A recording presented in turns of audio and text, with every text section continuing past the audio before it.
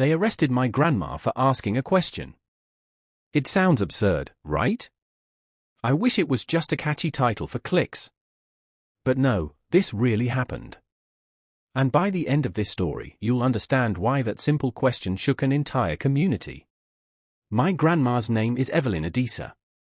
She's 72 years old, a quiet woman with a kind smile and a spine of steel. She's the type of person who still sends handwritten birthday cards, who prays for strangers, who gives life advice in parables.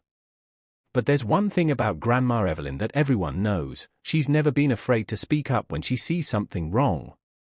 She's always said, "Child, silence in the face of injustice is a sin."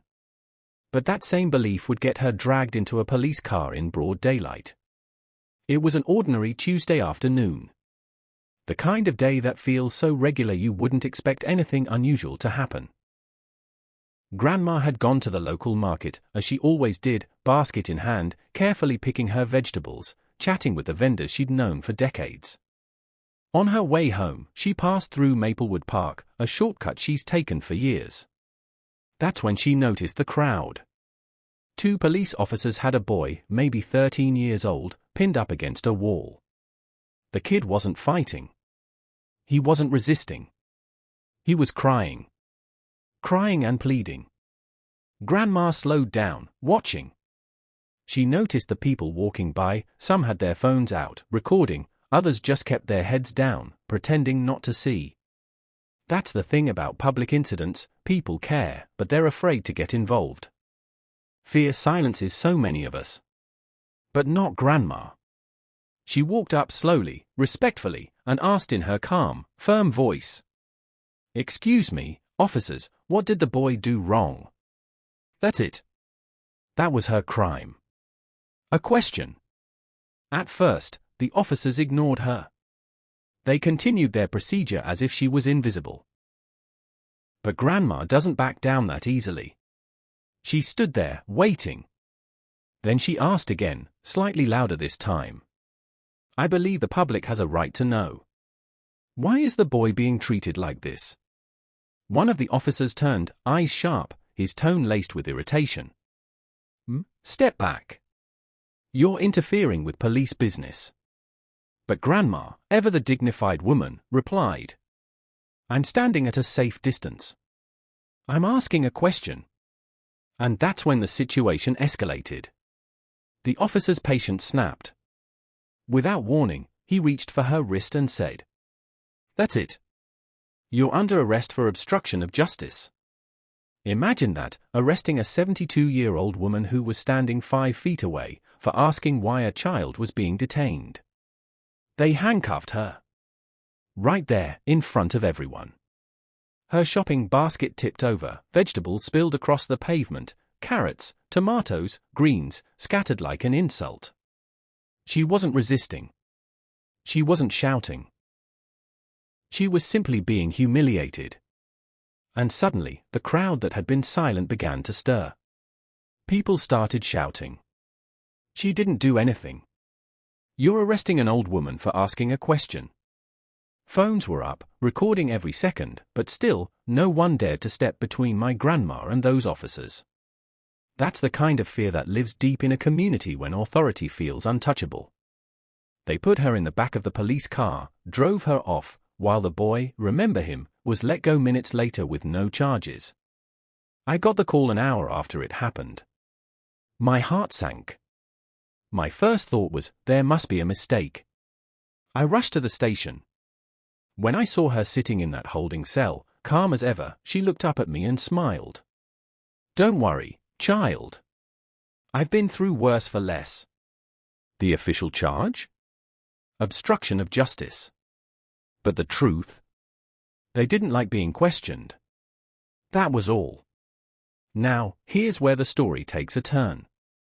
That video of her arrest. Of an elderly woman in handcuffs, calm but firm, being taken away for simply asking a question, went viral. Overnight, hashtags like #JusticeForGrandmaEvelyn started trending. Local news outlets picked it up. National journalists began calling. Community leaders who once stayed quiet were now demanding answers. The police department, realizing the public relations nightmare, scrambled to release a statement. It was the usual, "We're investigating the incident, we value community relations, blah blah blah." You know the type of empty words that mean nothing. But for Grandma, the statement didn't matter. She wasn't seeking their apology. She cared about the bigger picture.